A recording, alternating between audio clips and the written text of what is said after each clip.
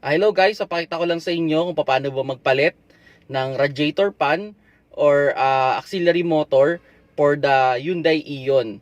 So, kaya ako na-conclude na palitan na yung aking auxiliary fan dahil tumataas yung aking temperature.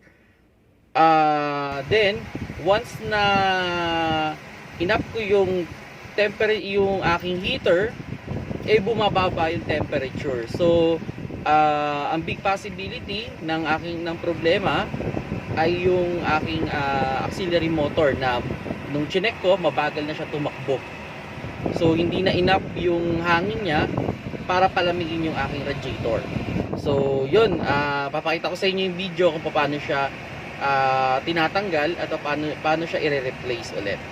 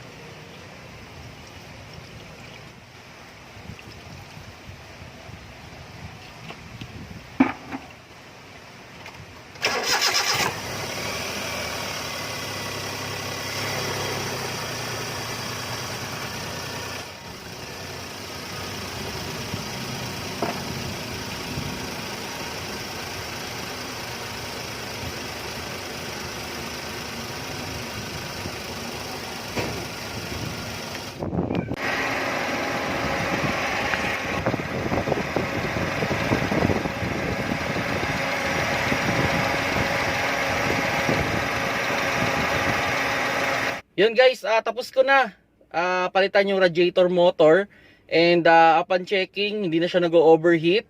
Okay, even naka-aircon, hindi na tumataas yung temperature niya, malamig na yung aircon ko ulit.